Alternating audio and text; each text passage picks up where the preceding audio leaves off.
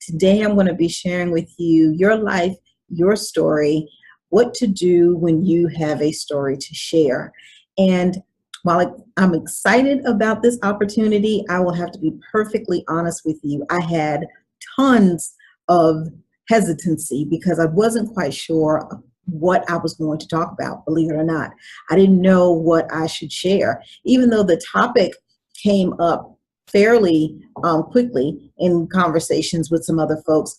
I really didn't know what I was going to share. So at the end of the day, I just decided that I was going to share my life witness advice instead of eyewitness advice. So eyewitness, and let me tell you the difference. The eyewitness is, it starts off with I heard, I read, I feel type of advice, whereas life witness advice kind of comes from the heart. It comes from transparent moments and vulnerability.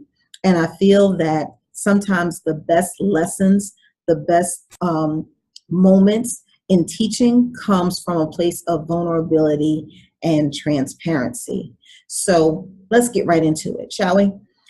The best and greatest story ever to be told has yet to be shared. No one has shared it. You want to know why? Because it's your story. Your story is sitting there waiting for somebody else to discover it. Somebody else needs to hear your story, and you're sitting on it. I don't sit there and believe for not 1 minute. I think it's a bunch of baloney, and I'm going to call it how I see it, that you feel that you don't have a story to share. And maybe you're already there where you're like, you know what, I do have a story to share, but I need the extra push. Or I do have a story to share, I'm just not quite sure how to share it. That's what I'm here for. So I'm hoping by the end of this session, you will learn how to authentically share your unique story and share different ways to do it, the different platforms to do it. The elements of your story include a multitude of things. It includes your childhood, your teenage years, your work experience, any pivotal moments that you've had, your life observations. Those are all elements of your story. And when you take time to think about what you've accomplished and what you've experienced, you would be amazed about how many different life lessons are in those experiences that you can share with others. And let's start with your childhood. So good, bad, or indifferent. If you had an amazing childhood, you probably have a bunch of full, fun memories. If you had a not so good childhood, you got some memories that, probably are a little painful. Good, bad, or indifferent. Your experiences that you had in childhood formed you into the person who you are today. And you're still standing. So good, bad, or indifferent, you're still here. Good, bad, or indifferent, your experiences molded you into the person that you are today. So let's start there. My childhood was not typical. My mom and my dad divorced. My mom and my biological dad divorced at, I was fairly young when they divorced. And my mom was a single mom for a good little while by herself. So it was myself and my brother, and my mom had 2 jobs, and she worked overnight. So we had a neighbor who checked on us overnight to make sure that we were okay and got us up in the morning to make sure that we got up in time for school, because my mom was way too tired to try to do all of that after working overnight. At the age of 12, 13, I was already cooking, dinner and doing laundry and checking behind my brother and making sure that he was okay. That was my childhood. So out of that, I've learn the lessons of the importance of taking care of others who can't take care of themselves. And sometimes you have to step up and take responsibility for some things that you may not have started, but for the good of all, that you need to finish it. So that's what I learned from my childhood. What kind of lessons do you have from your childhood like that? Just think about it. Then you go on to your teenage years. And I would beg to think that your teenage years are the years that your little birdie gains all of its wings. The little birdie is that little voice inside your head. That's the one that kind of tells you, that's hot, they're crazy, she's toxic. The little birdie kind of keeps you from jumping clean off the ledge. Sometimes we don't listen to the little birdie, and when we don't listen, to the little birdie is typically when we get in the most trouble, because it is our self-conscious. It knows what is right. It knows what is wrong. And when we go against it, we typically regret it. So in your teenage years, was that when you got your first job? Was that when you first took your car, your parents' car without permission? God forbid. Was that when you first realized that you had a great talent, whatever it is? Was that when you first realized your talent was just amazing? It wasn't just average. Was that when you first realized it? Teenage years can be formidable. I know some people who swear that without their teenage years, they wouldn't be as successful as they are now. Which takes you into your work experience. Your work experience can shape you like nobody's business.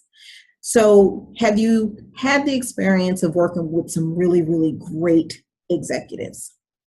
Really, really great team, right? So you know what teamwork looks like.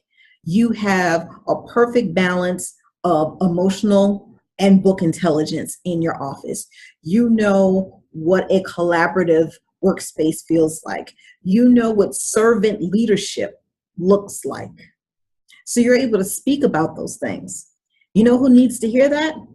People who work in workplaces where they're bullies and people who steal their ideas, and places where emotional intelligence is frowned upon and people are running completely over any policy or procedure to keep any resemblance of sanity. Those people need to hear how it should be done. And because you've experienced that, you can share that. Which leads me to pivotal moments. I remember my pivotal moment like it was yesterday. It was 2009, and I was laid off from my job, and my grandmother died, and my biological father was murdered, all in a span of 2 weeks. 2 weeks.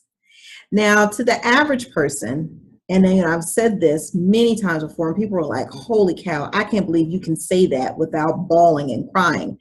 The thing is, that's part of my story. That's part of my resilience. I am so optimistic. Sometimes I get on my own nerves, if you can believe it, if it's possible. I get on my own nerves sometimes, how optimistic I can be, because everything can look completely bleak.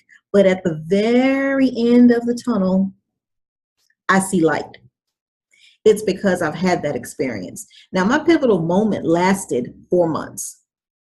4 months. And within those 4 months, I doubted my worth. I doubted my value. I doubted my talent. I doubted my skill sets. I doubted everything about me professionally, to the point where I was ready to settle for anything. I was willing to take a $30,000 pay cut just so I can have a paycheck. I started listening to people that said, just be grateful to get a job. And that really took a toll on me after a while, because I knew that I was worth more than that. I knew that I deserved more than that. So I held out for that, and I got that. So now I'm working someplace where I drove by every single day. And every single day I would say, you know what? I need to be working in that building. Not so much because it was, 6 minutes from home. It was something about the building. It was something about the company that I wanted to be, where I wanted to be. And this is where I am. And I'm very happy here. But I say all that to say, within that devastation and that travesty and that the heartbreak of it all, I learned that I was significantly stronger than I had ever given myself credit for. So while I may be disappointed sometimes about some things, I don't allow myself to stay there and wallow. I don't allow myself to stay there in the pity party of one. I have a 10-minute person that I call and I say, hey, I need to vent for about 10 minutes. And in 9 minutes and 50 seconds, that person get ready to cut me off and say, do we feel better now? Because we need to find a solution. We're not going to stay in this same place. That's the lesson that I learned. Or it could be your experiences or the way that you view things. I have a favorite blogger. Her name is Lovey Ajay, and she is hilarious, like butt gusting, hilarious, funny. Her view and outtake on life is so very unique, so very different. Like she developed her in her own vocabulary. You know, if you're part of the Love Nation, one of the things that you need to understand is the dictionary of words, because they are typical words. And when you say it, you're like, oh, that's what that word is. But to see it on paper, you're like, what is that word? But that is a tribe that she built just being her authentic self. It is great to emulate someone. They say flattery is the best, imitation is the best form of flattery. I would rather be myself than anybody else, because no one has my education experience. No one has my life experience. No one has my childhood, my teenage experience, my pivotal moments. No one else has that but me. So who better to tell my story than me? Who better to share those life experiences, those life lessons than me? That's what I want you to think about. Think about the different elements that are in your story. And while you're thinking about the elements that's in your story, provide substance over fluff.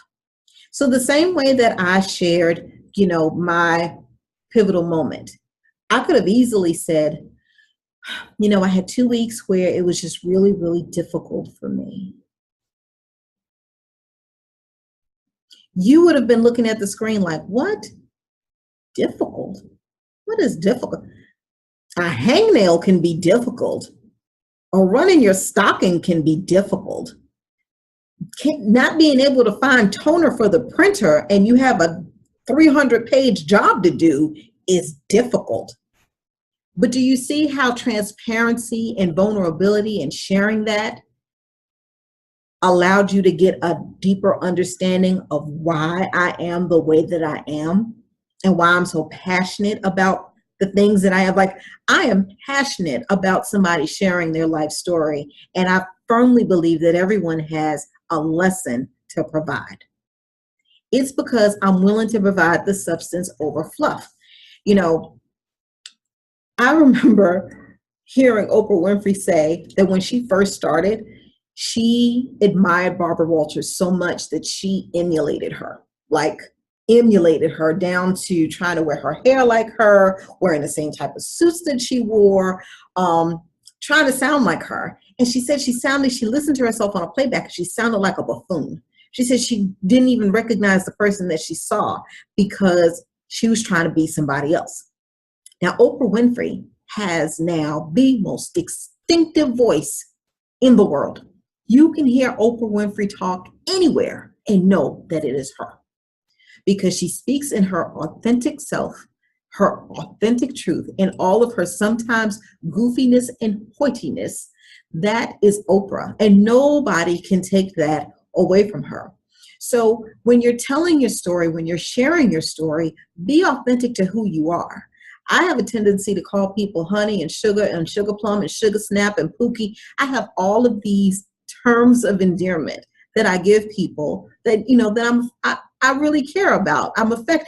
So if I call somebody by their full name, people think that they're in trouble because they're like, wait a minute, what happened to sugar plum? What happened to sugar snaps? What happened?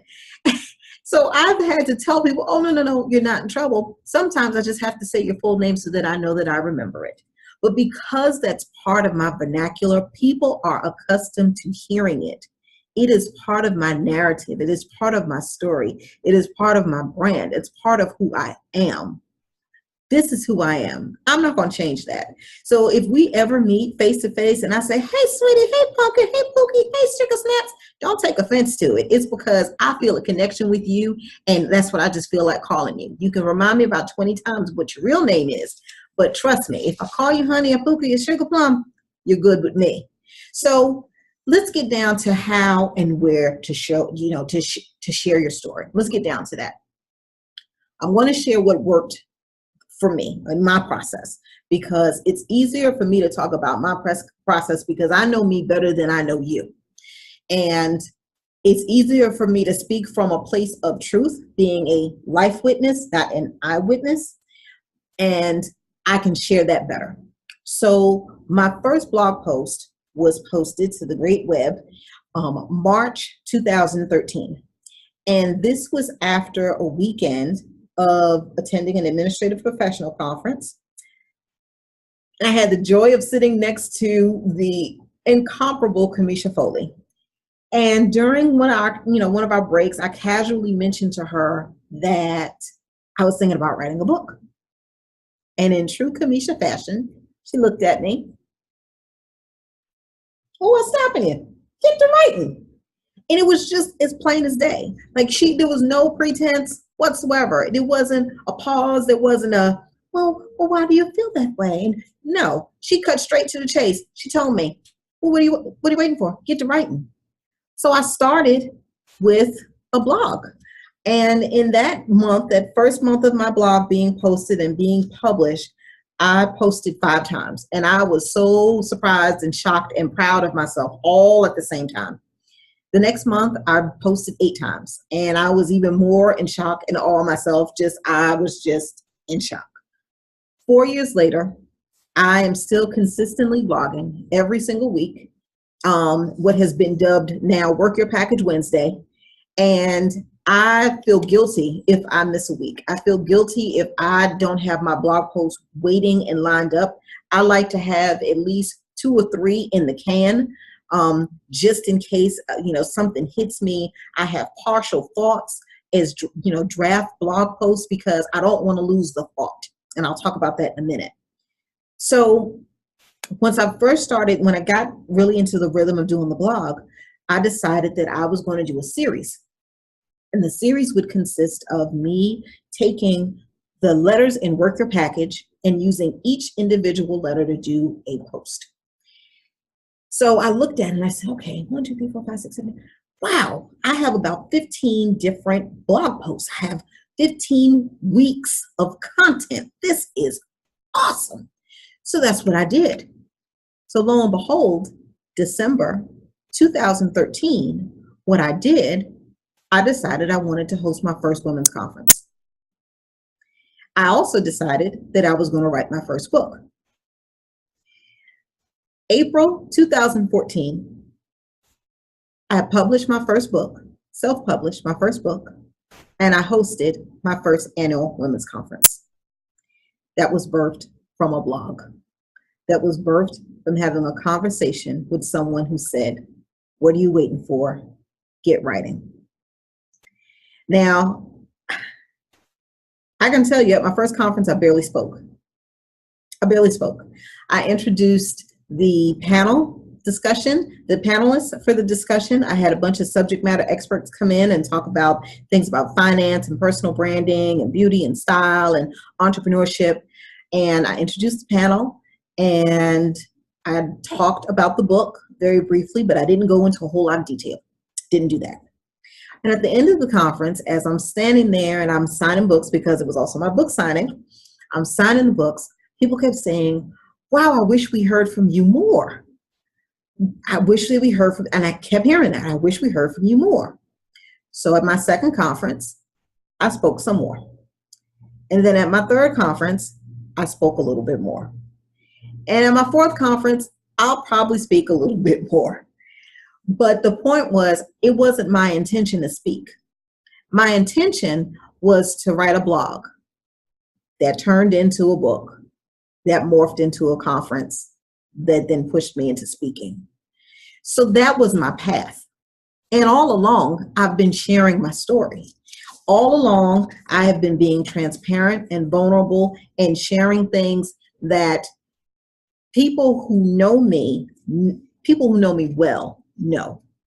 But after sharing certain things and certain experiences and heartbreak and disappointments, there's always been a couple of people that completely connect with me, like immediately, like, oh my, whoa, I went through something similar. That type of you can't buy that type of connection. You can't There's no amount of follows on Facebook, on Instagram, on Twitter that can replace a meaningful connection when somebody looks you eye to eye and say, thank you so much for sharing your story. Thank you. So I want to get on to it. There's different ways to blog. There's different platforms. There's WordPress, there's Blogger, there's Tumblr. Those are just 3 of many. I personally use WordPress because to me, it's friendly, it's user-friendly, it's kind of intuitive. You go ahead and you pay for your own domain. You can customize it. You can have your plugins that you can add. It's a really easy platform to use. Tumblr to me is very image-driven. I have not delved yet into the whole Tumblr arena yet. I'm looking into it. But Tumblr is very image heavy if you're into reblogs, if that's what you're really into. And Blogger is owned by Google, which basically has all the Google tools in it, and it's free. So is Tumblr. But it's limited in your expansion. There's a lot of things that you can't do when you have Blogger and Tumblr. When it comes to writing a book is as simple as going back to your blog. So remember I said I had something to tell you about remember I said I got a little trick. So have you ever sat down and had a conversation with yourself? Just, daily, I can't be the only person that talks to themselves. Like seriously, I can't be the only person that talks to themselves. I find that my best pieces of wisdom come out when I'm talking to myself. Or better yet, when I'm talking to somebody else. There's been plenty of times where I've paused someone else to say, did you just hear what you just said? Because they're just sitting up there talking and just running their mouth and they're just la la la la la la la la, and no. And they don't even realize that what they said was so very epically poignant that they missed it. And I'm sitting there clutching my pearls like, oh my God, that just made so much sense to me. They totally missed it. They totally missed it. So I have now gotten into the habit that when I hear somebody say something that awesome, I stop them and I'm like, did you hear what you said? Did you hear it? Because if you heard what I heard, you would go write that down. Get in the habit of writing your stuff down. Just carry around a notebook. I have a notebook everywhere. I have a notebook next to my bedside, in my car, in my purse, on my desk. You name it, I have a notepad. And when all else fails, I put it in my phone. If all else fails, I put it in my phone. You have to make sure that you are capturing that brilliance that comes out of your mind, because as great as your memory may be, you can't remember everything because you still have 50 other things inside of your head, and that doesn't even include the stuff that you have to do at home. And then all of a sudden you're supposed to remember some fantastic, amazing quote that you just said that you created that should be a meme somewhere. No, ma'am. No, sir. Do not depend upon your own memory for your greatness. Write it down. Write it down. So with books, the easiest way, honestly, like I said, it is pulling your own content from your blog. That's what I did. I pulled my content from my blog. Also, having conversations with people and making sure that I'm writing stuff down, because a thought can lead to a whole chapter. You would be surprised how one conversation with one person can turn into a full chapter on something, no matter what the book is. If you're sharing your story, if you're sharing, a self-empowerment book, a motivation book, a how-to book, there's stories in it. Stories make it worth investing in mentally and emotionally.